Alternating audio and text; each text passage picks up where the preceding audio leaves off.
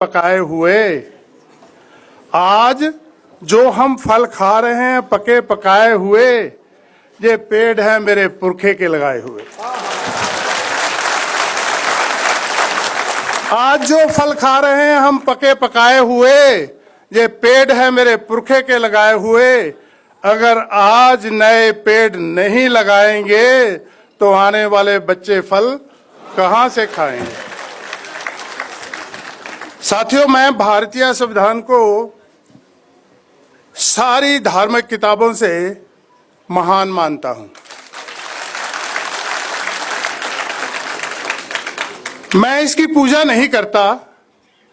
मैं जहां भी मुझे समय मिलता है, देश में भी विदेश में भी, मैं इसका प्रचार करता हूं। अगर आज मैं विदेश में हूं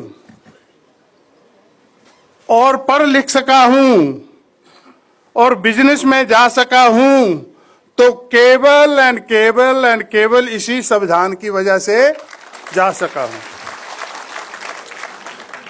मुझे याद है, मैं जब अपने माँ बाप की हालात देखता था बचपन में, और जब मैं आज अपनी हालात देखता हूं, तो कई बार इस पे मैं विचार करता हूं कि ये इतना बड़ा परिवर्तन जो 2-3 पीढ़ियों में आ गया, ये किसकी वजह से आया। हमारे पास लाखों करोड़ों देवी देवता, संत महंत, ना जाने क्या कुछ था हमारे पास, लेकिन हमारे पास बाबा साहब अंबेडकर नहीं था। बाबा साहब अंबेडकर आए और बाबा साहब अंबेडकर ने ये ऐलान किया। बाबा साहब अंबेडकर ने जो ऐलान किया, मैं सफाई कर्मचारी का बेटा जिसके हाथ में झाड़ू था कभी, कि हे सफाई कर्मचारी के बेटे, तू दुनिया की सफाई कर्मचारी रहने के लिए पैदा नहीं हुआ। मैंने भारतीय संविधान लिख दिया और संविधान में हर एक आपको अधिकार दे दिया। तू जो भी चलना बनना चाहे आज बन सकता है। यही भारतीय संविधान की करामात है। तो मुझे लगा कि मुझे बाबा साहब ने जब ये कहा कि जय मैंने तेरे हाथ से झाड़ू छीन लिया और कलम पकड़ा दी, अब इस कलम से जितनी भी बढ़िया से बढ़िया अपनी तकदीर लिख सकता है लिख ले। और जिस दिन तू अपनी तकदीर लिखेगा, जे लक्ष्मी, जे सरस्वती, ये सब तेरे कदमों में पड़ी होंगी।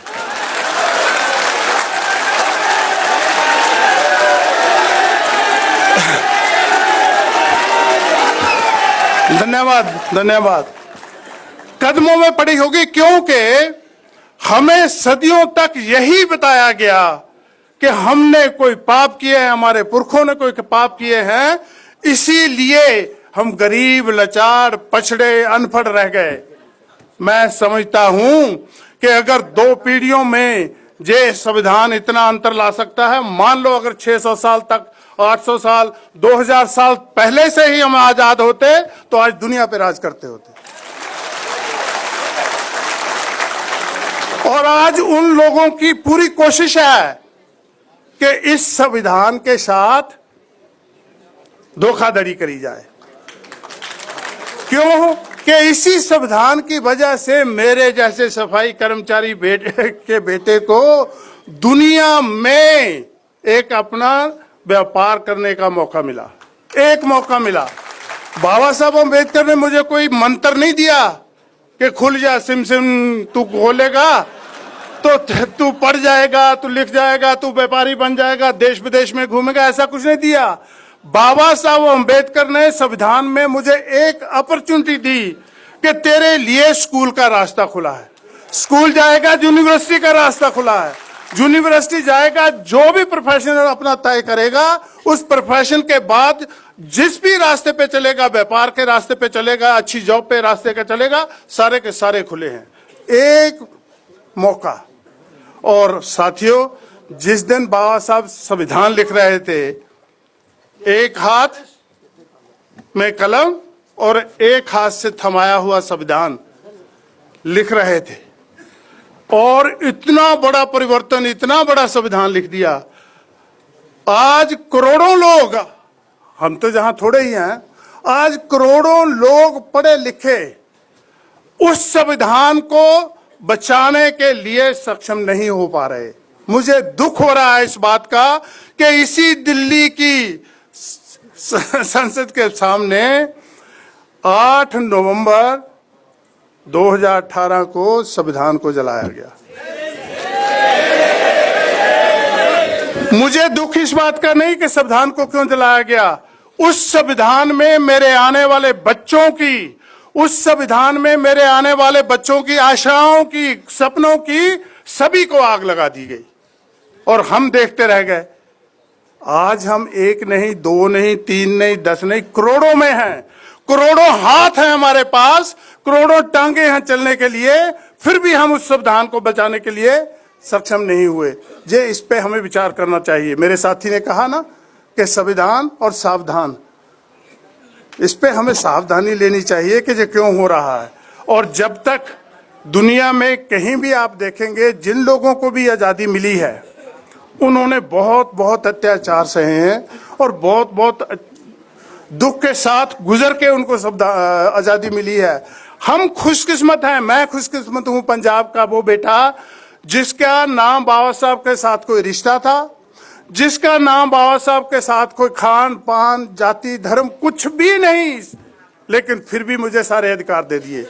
इसलिए शायद मैं उन अधिकारों की इज्जत नहीं करता।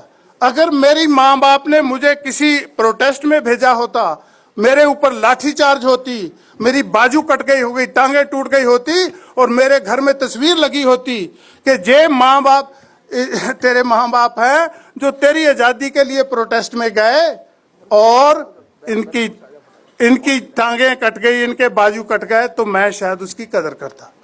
हमारे घर में कोई ऐसी तस्वीर नहीं है, इसलिए हम उसकी कदर नहीं करते।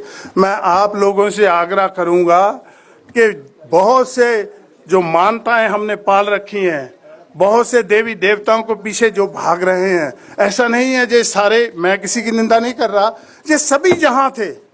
जब मेरी छाती के ऊपर पांव रख के एक और आदमी चल रहा था, तब भी ये यहीं थे, लेकिन किसी ने मेरा पतन नहीं रोका।